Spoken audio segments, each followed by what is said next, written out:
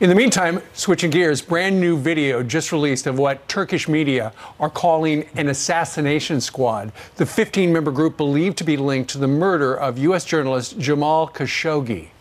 The clip comes from inside the Saudi consulate in Istanbul, where he was last seen more than a week ago. Our next guest says he'll now force a vote in the Senate this week blocking U.S. arms sales to Saudi Arabia.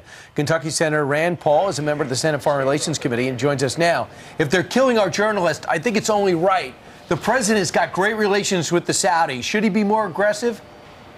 Well, yeah, I've been calling for some time because for over probably a couple of years now, we've been supporting the Saudi efforts bombing in Yemen. Over 10,000 civilians have died. But now that the Saudis appear to be involved with the killing of a journalist, I think we shouldn't be selling them weapons. We shouldn't be aiding and abetting what they're doing in Yemen. And yeah, a signal needs to be sent. I mean, if we send signals to other countries that misbehave, certainly we should send signals to an ally that this is unacceptable. Sure. One of the people on our team who sends signals to other nations is the U.S. UN ambassador. Nikki Haley announced yesterday she's resigning. Just curious your reaction to that news, because her, she says it's time for me to go. People are speculating why there might be some other reason behind it.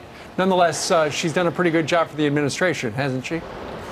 You know, I think what we need to think about is who the president should pick, and I think the president should pick somebody who agrees with the president's vision, that the Iraq war was a mistake, that the Afghan war is coming to a close, that there is no military solution in Afghanistan. So I really want somebody to come forward that the president will pick that actually agrees with the president's vision for foreign policy. Who is that? That's a good question.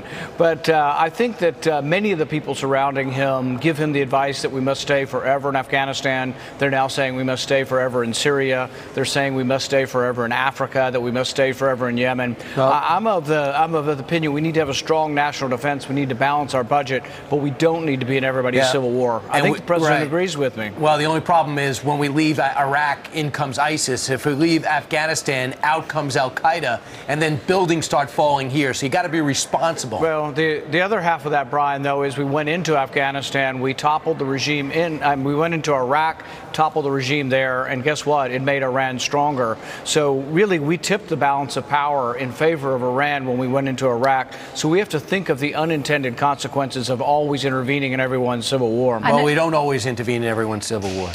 Well, we're involved in about 7 civil wars right now, and particularly the Yemen civil war. We just can't give Iran and Russia the Middle East. There's 17 million people in Yemen living on the edge of starvation. They had the largest cholera outbreak in maybe Iran history. should stop aiding the Houthi rebels. Well, this is because the Saudis are blockading Yemen. We are aiding and abetting them. In the last couple of weeks, the Saudis bombed a school bus with 50 children.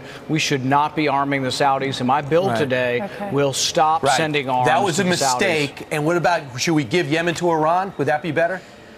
No, I think we should understand that the world's a little more complicated than that, Brian, that there's civil war there with many different factions in Yemen. And this isn't Iran, the U.S., and Saudi Arabia. There are many different factions in Yemen. They will continue to fight. You're oversimplifying, Senator. Well, no, the Sunnis and the Shia have been at war with each other for 1,000 years. They will be at war with each other in another 1,000 years. It doesn't mean we always have to intercede. Okay.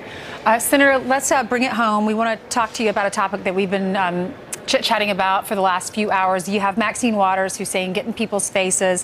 You have Hillary Clinton that's saying if you want civility, then you're going to have to wait till the Democrats are in power.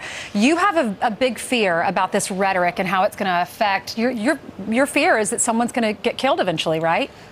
Yeah, someone almost did. I was there at the ball field when Stephen Scalise almost died from a very, very angry, violent man who was incited really by rhetoric on the left. And this hasn't been reported enough. When he came onto the field with a semi-automatic weapon, firing probably close to 200 shots at us, shooting 5 people and almost killing Steve Scalise, he was yelling, "This is for health care." He also had a list of conservative legislators, Republicans in his pocket that he was willing to kill.